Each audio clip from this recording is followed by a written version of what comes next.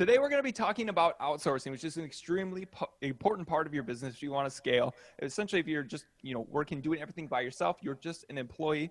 So to build a real business, you got to outsource.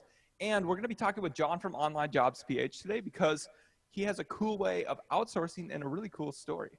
So, John, do you want to tell us about yourself and your story and what Online Jobs PH is? And Yeah, totally. So, I hand it off to you. um, You're the expert on this.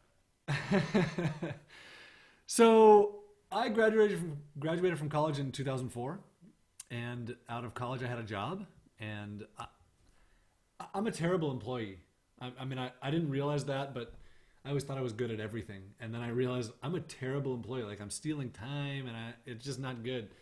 So my only goal during that time of having a job was to quit my job, and it took me 10 months, and I kind of figured out a way to make some money online.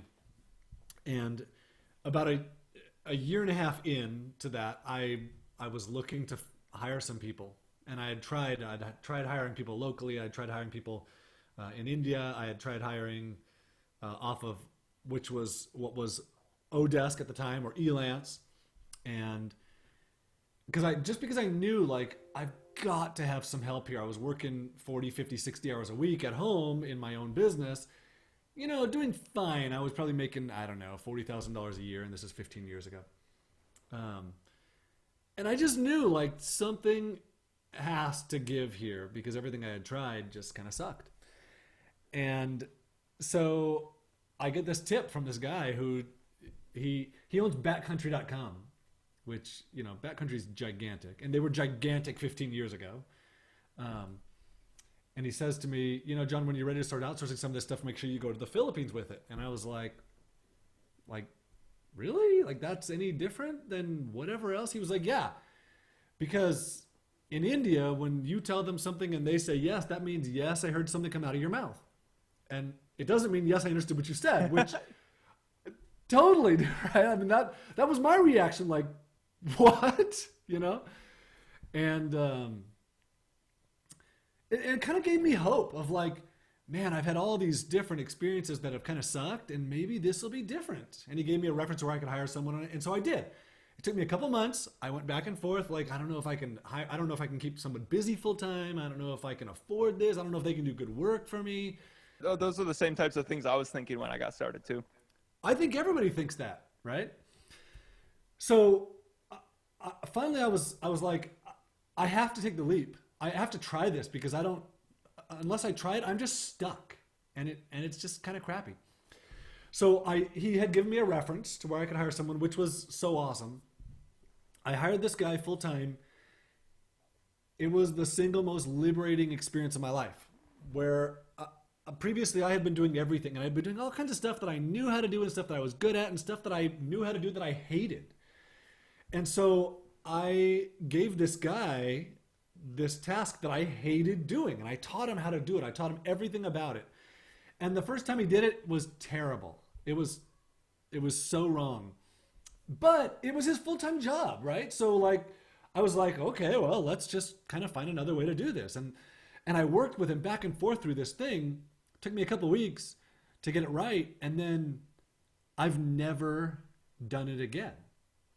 And we continue to do it today, and that was 15 years ago, and that just completely changed my life where uh, it was kind of like there were two of me now, where like this guy's full-time job is to do anything I ask him to do, and I have to teach him how to do it, but I can teach him, and then he's taking stuff off of my plate. So now here's like 6 hours a week that I'm spending on this stupid thing that I hate that I'm not doing anymore. And now I spend an hour managing him instead of 6 hours doing this crap.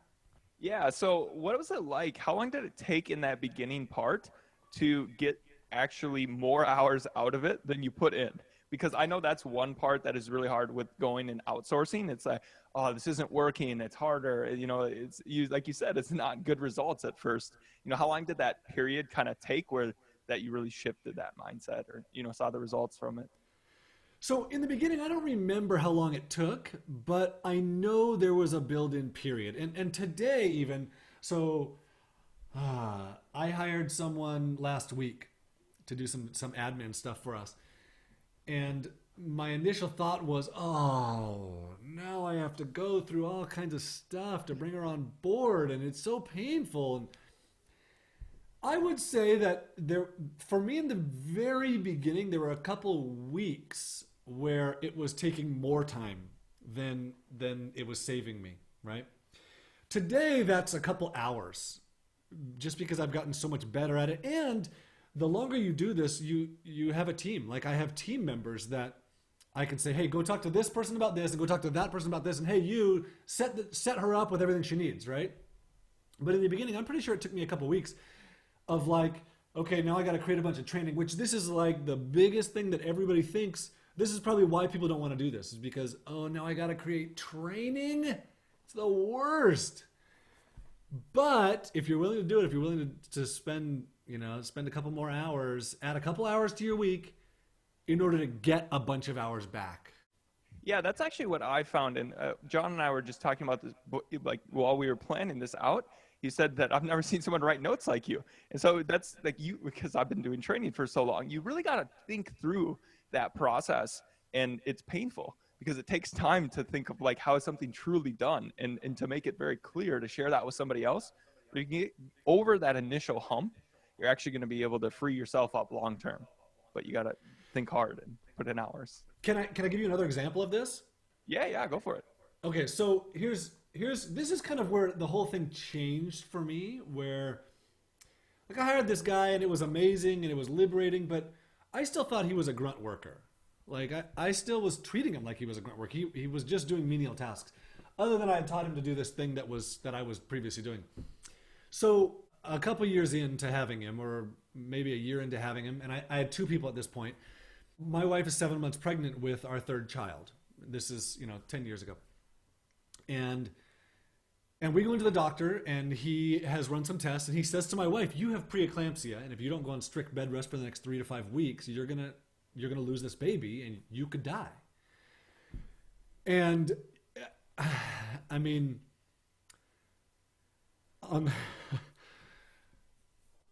I just remember on the way home from that experience thinking like, oh my gosh, what am I gonna do?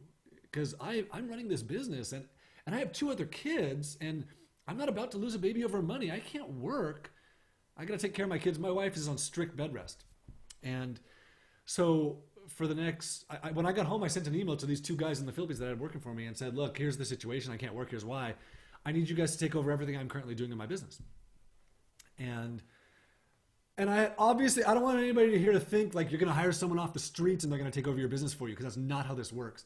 But for the next 3 weeks, I literally worked 1 hour. And for the next, so my wife had the baby 3 weeks later, this beautiful little girl. And for the next 2 months, I worked about an hour a week, because I had these guys that had taken over. They had taken over everything that I had previously been doing. And there were some things that weren't getting done, and that was okay. But there were so many more things that I had been doing that they were now doing. And so that was like this huge eye-opener experience where I spent 3 months working an hour a week.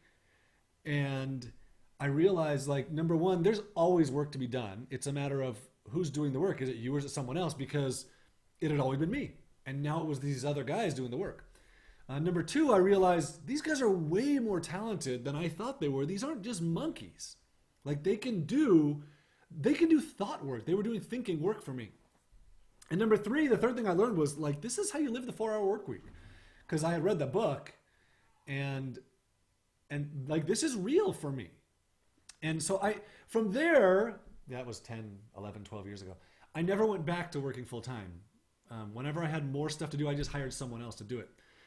But so that was a long introduction to the actual story that I wanted to tell about getting people to do the work. So after 2 months, I was bored.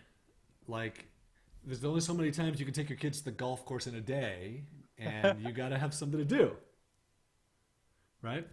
So I decided I was going to start a business based around outsourcing. Like, how far can I take this outsourcing thing? How much work can these guys really do? So I designed this business.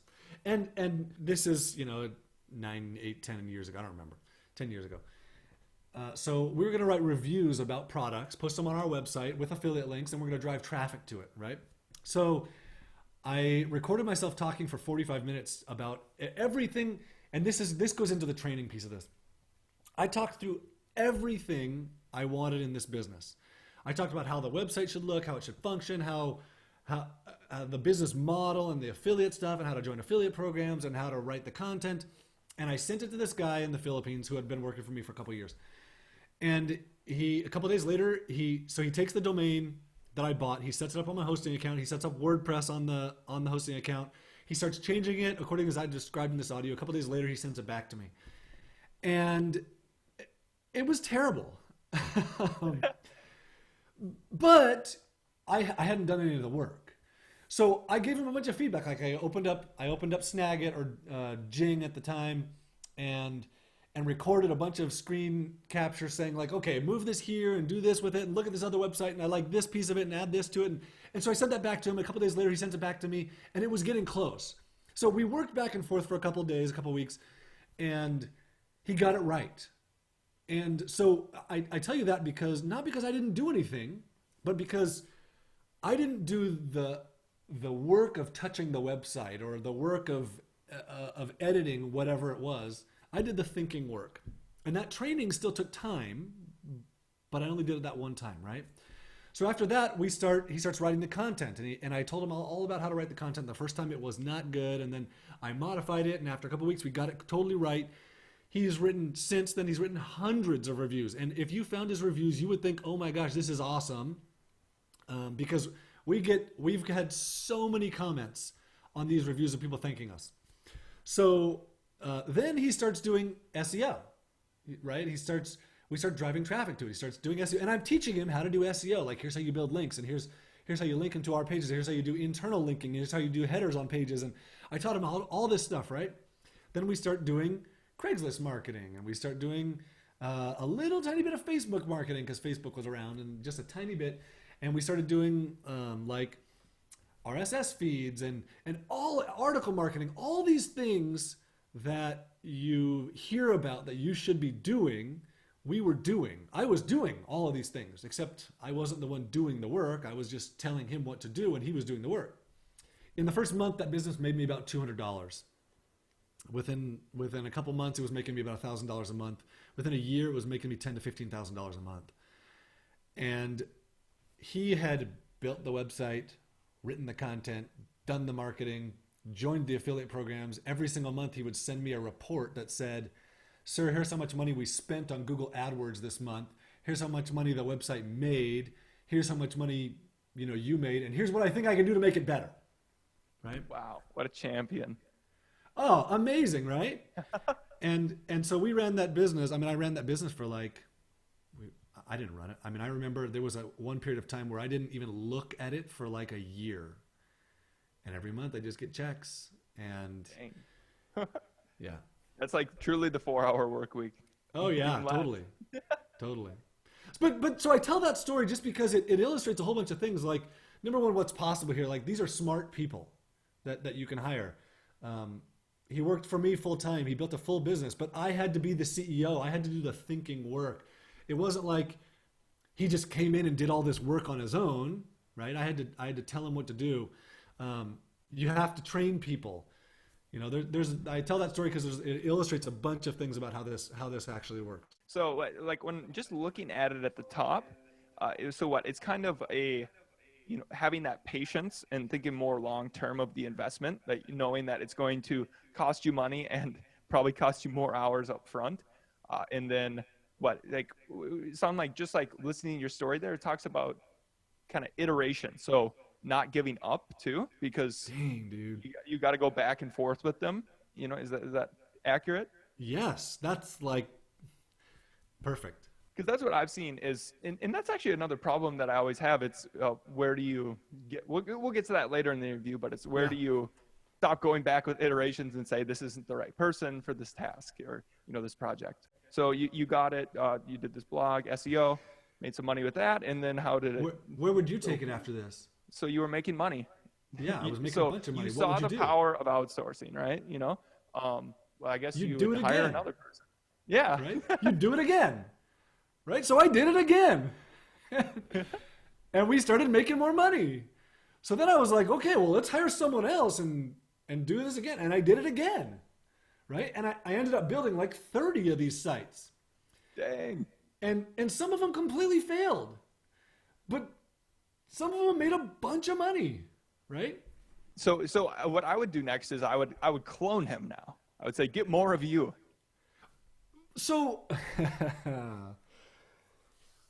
I have. That's what I did. I mean, I hired someone else and was like, hey, okay, so here's, I'm going to get into some details here. Hey, first person I hired, I'm not going to tell you his name because you guys, everybody watching this, thousands of people watching this, everybody knows this guy's amazing, right? I'm not telling you who he is so you can go try and hire him from me, right? Don't tell people the names of the people you hire, right? Hey, wait, I just hired this other guy. I'm going to work him through the same process that you've been through, but I want you to work with him through this process too. And when he has questions, I want him to come to you. So now I'm going to do this whole thing again, but my investment in the second time is much, much less than the first time. And by the way, these two guys still work for me today. The first guy's been with me for like 14 years. Wow. So, yeah. And they're amazing. Amazing. Yeah.